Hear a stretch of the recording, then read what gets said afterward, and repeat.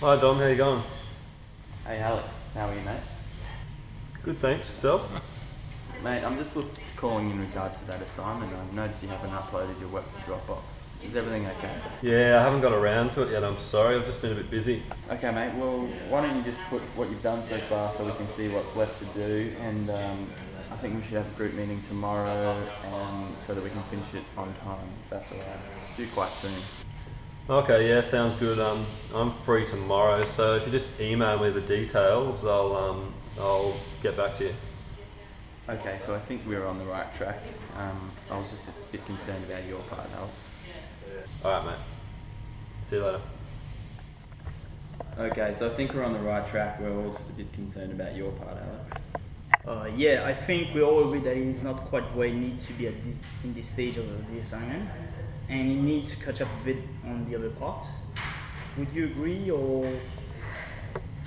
Yeah, I mean, you guys do seem to be a bit further ahead than I am, but I thought we weren't meant to be this far ahead yet. I thought we were just going to have section 1 done by this week and we'd have section 2 done by next week. So, yeah. No, I remember last meeting we decided that each section wasn't very big, so that we would be able to do both of them in order to go ahead. No, not really. I mustn't have heard that. I was about half asleep last meeting, but... Yeah, either way, it was in the meeting minutes that you were emailed to everyone after the meeting. So it was in there that it needed to be done. Yeah, anyway, it's understandable. We just need to move forward now. So when do you think you can get this section 1 done by? Do you think you can get it done by tomorrow? Yeah, that should be fine. I can't see why not. And section 2, do you have time to get it done before next week? Yeah, it should only take me a couple of days. I don't have work until next Friday, so I can get it done pretty quickly, I think. Okay, that's good. So Alex, you're to upload your section 1 tonight, and then that can be compiled. And then we will finalize our section 2 before Fridays. How does that sound?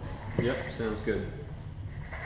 Okay, I'll email everyone the minutes, and I guess we'll meet up again sometime next week and compile the whole thing.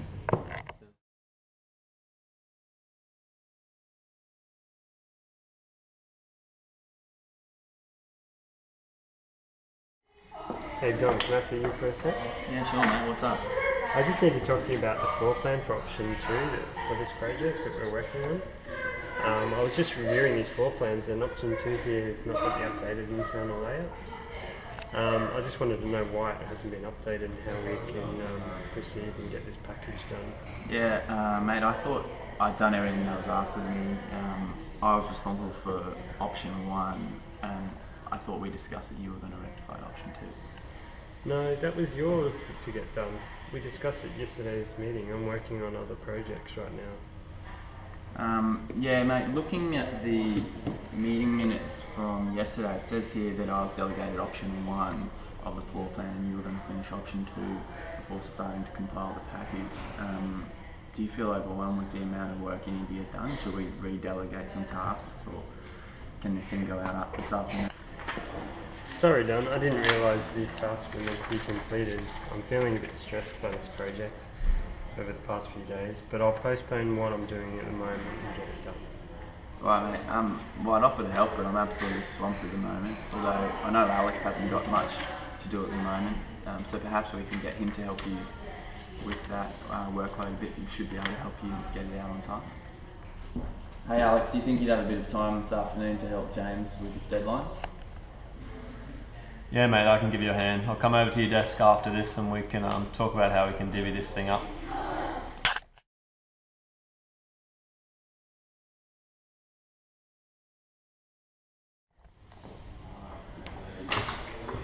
Hey Stanley, how you going, mate? Morning, Dom. Have a seat. Make yourself comfortable. Morning, Dom. Just to let you know, the client, the project manager and the director are assisting this meeting, not to be against you, but to keep this professional as it can be and have a third judgment to the situation.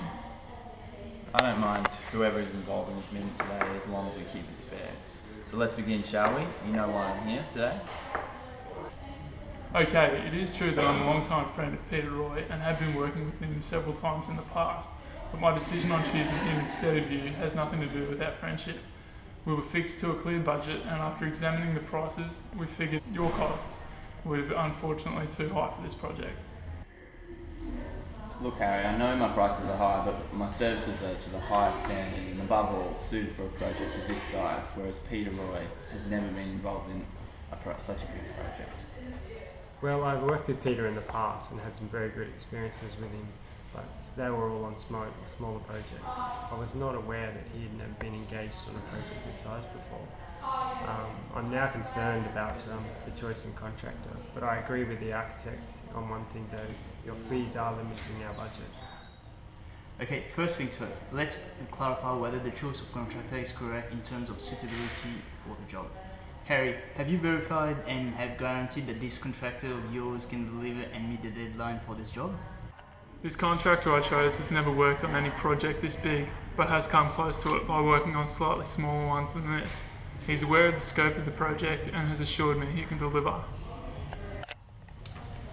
If I could say something though, it is that I may have given you guys a budget and I can't go over that, but I am also concerned with the quality of work that we get out of this project and whether this contractor Peter Roy is actually capable of delivering that is something that kind of bothered me a little bit. So I can assure you, Alex, he will deliver if he says so. His previous work has been high quality and we have never had an issue with him in the past. We wouldn't recommend him if this wasn't the case. He has the appropriate insurances, and from previous experience working with him, he has delivered projects on time and on budget. Now, if your fees couldn't match the same as Peter's, I'll be happy to choose you over him, Mr. Fanning, because you have the added experience which separates you from him. Do you think you could do this? Yeah, I guess I could lower my fees, but I cannot match his fees as my labourers are all highly qualified and skilled and very expensive in comparison. I'd be making little to no profit on this, and this obviously wouldn't be worth it for me. So you understand where I'm coming from now, and see that I haven't based my decision on personal interests, but from a clear business restriction. I'm glad to clear that up, and I apologise for making those accusations. I'm happy everything finishes on good terms. I'm also happy to hear this. Me too. yeah, I'm also happy to hear this. I'm glad there's not going to be any dramas on the project, but and yeah, I'm relieved that you guys have dealt with this in a professional manner, so I'm happy.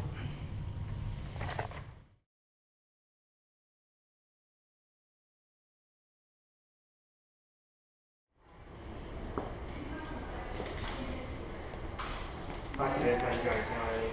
Good, thanks. Thank you for seeing me for this job. Just come this way. This is Dom and Harry. They're part of the management team that will be helping you with this interview. Please sit down. Yeah. Thank you. We haven't got too long since the interview. First off, would you like to tell us how you found out about this job opportunity? Yeah, well, my friend Jeffrey works here and always talks highly of the company. He got in touch with me last week and informed me there was a job opportunity here that I may be interested in. Ah yes, I know Jeffrey. I've worked with him numerous times. He's a good guy. That's good you know Jeffrey. Okay, we've looked over your resume and it's quite impressive. I see there that you worked with ACOM for a couple of years and are still working there. Why do you want to leave? Looking at ACOM, they are a great practice. Unfortunately, they do not have enough work at the moment for me to progress from my current position of a graduate to a registered architect. They have kept me on for the last few weeks while I look for another job. Well, there isn't very much work around at the moment anyway, so it's hard to keep staff busy for most companies. Is it the same here at the company then? If I may ask, if it is, then why are you bringing on another person? That is a good question. James, would you like to explain why we are hiring someone new? We're in quite a good position at the moment work-wise with our current staff. The reason why we're bringing someone new is we've picked up a brand new project. It's quite big and we don't have the staff numbers for the amount of work that we have. Only some of us believe we don't have enough staff at the moment. That is very good. I hope I am the person you're looking for to help on your project. I see here that you're registered with the Board of Architects. How did you find that process? It was difficult, but I managed to get through it fairly well. ACOM helped me a lot to get the experience, and working there helped me prepare for the exam. It also says here that you've done work with SONA while you're at uni. What is SONA? SONA is the Student Organisation Network for Architecture, which is a student body for the Australian Institute for Architects. My role there was the representative for my class here, so I helped get information from the organisation to the student and vice versa, and also help organise events. You have a very good portfolio, and I see here you've done some competitions. Is that something that you've done on company time? Actually, that was something I did on my own time. They were done for the company, but it was a culture there that everyone works on this competition in your own time, as it was something everyone enjoyed, so it was more like a hobby than a job at one point. Seems like a lot of work for nothing. It was a lot of work with a lot of late night, but I believe we were all better for it, as it allowed people to work together and get the creative juices flowing, which help our normal work. It would be something that I would like to continue with if I have the chance to. So have you done any documentation of a medium high-rise development? Yes, if you turn to section 3 of my folder, you will see 3 buildings, each around 10 stories, that I was the lead documenter for. There is the experience you're looking for, Dom. Yes, you're right. Alright, so where do you see yourself in 5 years' time? Well, I would hope that I am still working here as one of the principal architects, working on an exciting project all over the world. Do you have any personal aspirations for that time? I have said for a while now that I wanted to go overseas and look at all the different types of architecture to expand my thinking, so hopefully I will have done some of that by then. Travelling is a really good way to see what's happening in the architectural field. I think that's it. Do you have any questions for us? Just a couple. Firstly, what do you envisage my role within the company to be? If you're successful, you'd be working under Don here on that new project who's about to start. It would depend on what's required after that goes out to tender to see if there's any more on that project. After that project completes, there's 5 other architects, including myself, that you could be working for. And then obviously we'll try and get you working on some small projects as well after that. That sounds great. What is the system for remuneration, and where do you envisage I will start? So our system is based on levels, with each level having a certain criteria to meet for that particular level. So from what we observe, you will be a level 3, which means that person is registered with 2 to 4 years experience. So this level can pay between $50,000 and $60,000 depending on the final detail of the criteria. Wow, that is a bit of a jump from my current pay. That seems very reasonable. I've got one last question, if I can. Do you have any strong links to university student organisation? I would like to get back involved with helping the current generation of architectural students. We have an employee here that works a lot with Queensland University of Technology. He actually tutors them, so he would be the best person to talk to. I think that's all. Thank you for coming in. Thanks. Thanks. Thanks a lot.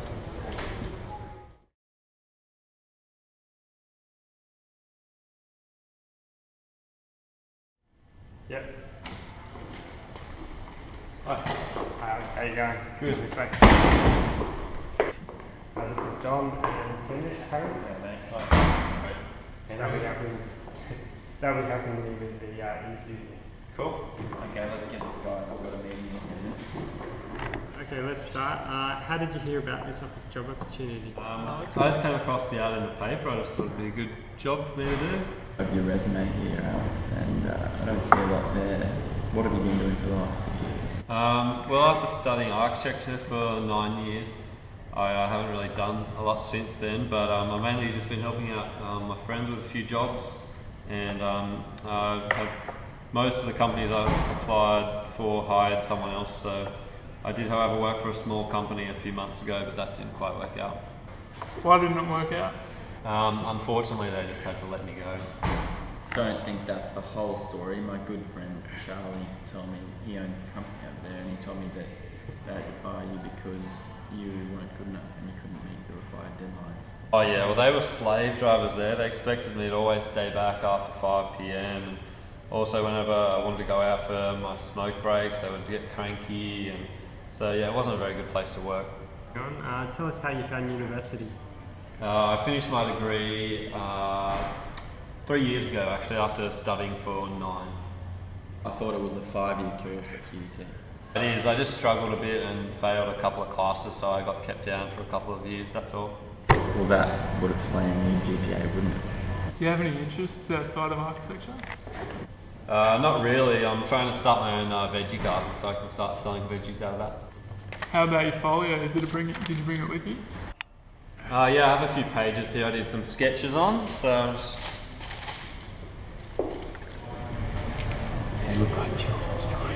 Okay, thank you for bringing those in. Have you got any examples of any documentation work? No, I've never done any, they never taught us that at uni. So how close are you to being all registered?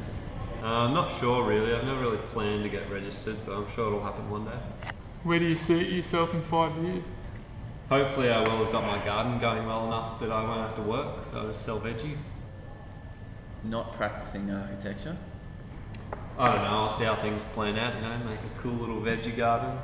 I don't know. Alright, thank you for coming in. We'll be in touch. I think that's all.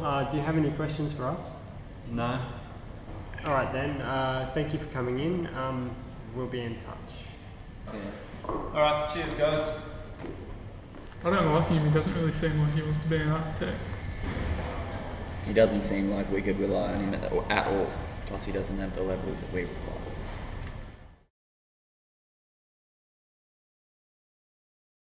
Okay, firstly, welcome to AHD Architecture. We're just going to use this meeting as an opportunity to introduce ourselves and discuss the kind of work that we and our design approach that we use here at a small firm like AHD. Great, so tell me about yourselves. Well, as you can see around you, we're a small company. We have 2 directors, project architect and 2 junior staff. We pride ourselves on creating close relationships with our clients that will continue all the way through the design phase and all the way through construction. So what sets you guys apart from other larger firms? One of the things that we can provide that larger firms cannot is a close understanding of the client's needs and wants. We believe, due to the smaller size of our team, that we can foster a deeper understanding of the project and client needs. The ability to discuss an idea in an intimate forum of like-minded designers allows for clear communication and understanding of the project. All employees have the opportunity to see the project from concept through to documentation, which we believe fosters deep pride and ownership of the work. As such, this, we believe, encourages an extremely high standard of work and a successful design resolution. We as a firm have worked together for about 10 years. We've worked on a multitude of jobs that are similar to the scale of the building that you guys are planning to build. Of our staff, 4 of them have been with us since the beginning and all are experienced in the processes of our firm, seeing all their projects through from inception through to construction. Thanks, mate. As you can see from our previous job, we consistently create projects of an extremely high quality. Okay, so how would this all work? Who do we deal with specifically, and so how would the project run? So our design method involves a workshop process whereby which we work with you in a collaboration of design ideas and desired outcomes. From there we'd work up a few different concept schemes or options.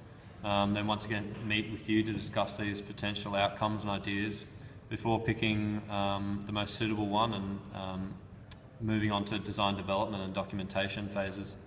As you can see, this process, you'll be involved in this process from day one. For this project, you'd be in contact with the project leader, James here. He's the one that you'd be having direct contact with at any time, and will be the one that you'd be in charge of your project from conception through to construction. As director, I myself will oversee the design component of the project and oversee this project, as well as other works within the office. If, for example, James here is unable to present at a meeting or so forth, then we also have a succession plan that you could call myself or one of our project architects, Harry or Stanley here. If that were the case, then they would step in for that meeting. We have complete faith in our processes and the team we work with. Of this team, we have 4 of the 6 staff being with us since our foundation. These images you see here are the result of that, and we are very proud that we can potentially produce for you. So how does your practice work exactly? As stated before, Alex is the director and he's supported by 2 associates, myself and Stan. All 3 of us are working as registered architects and have been for the last 15 years. In addition to this, we have 2 students that assist with our architectural documentation. Of these students, they have been specifically hired to take care of the interior works and the visualizations of the projects. Okay, I understand that. So what sort of programs do you guys use in the office to get these end results? Is it true that you guys use AutoCAD? We mainly use Revit these days. We switched from AutoCAD quite a few years ago. We still use the software and it can be used if we need to, but we could use Revit to deliver the project because of its BIM capabilities. It also allows us collaboration with other contractors and leads to a more efficient process, really. We also have some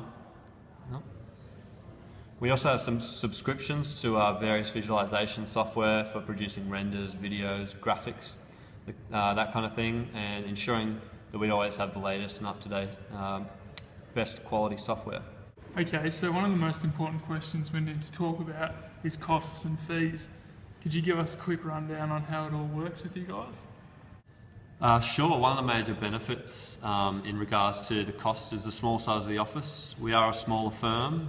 We don't have the same hefty overheads that some of the larger firms have in regards to insurances.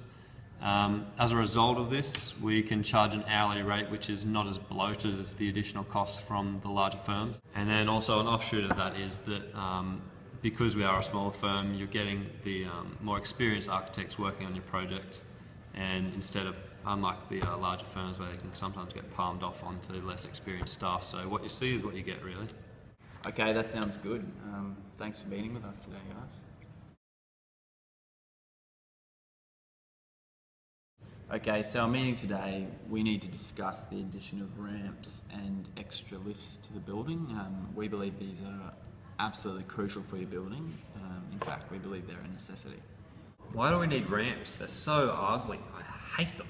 Firstly, they don't need to be ugly. We can design them to make them look like a nice little ramp. And secondly, they're an absolute necessity by law. Your building must have them to pass building certification. Well, what do you mean certification? I've seen lots of buildings without big ramps at the front. Well, that may be the case, but these buildings were obviously built a long time ago. For any new building constructed, they must adhere to the standard AS 1428.1.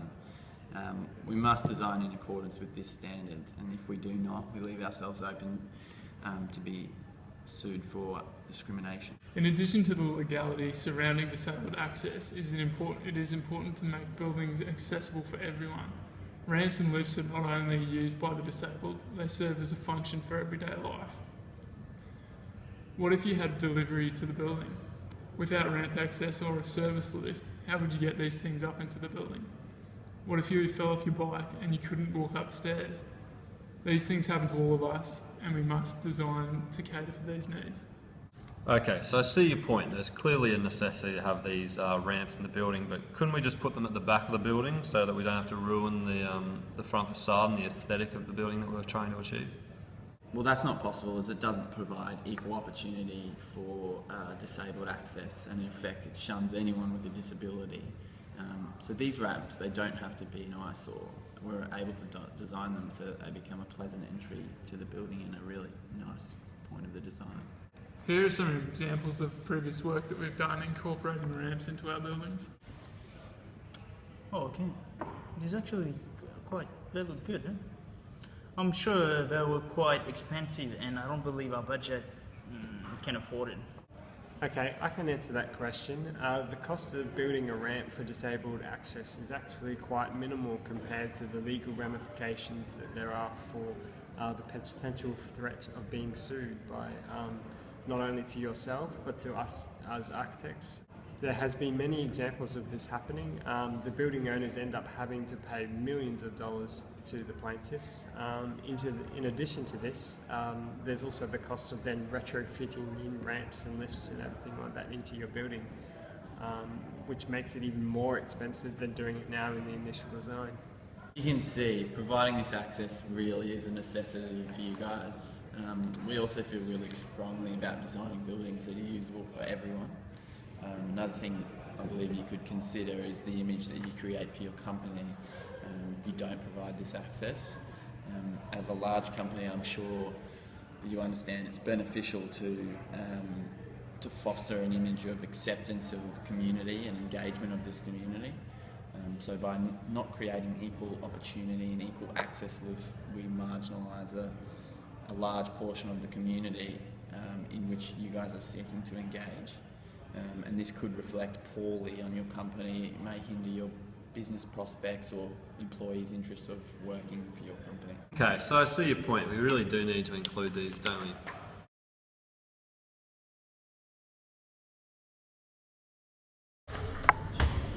Excuse me, Alex. Would you mind joining me in my office for a moment?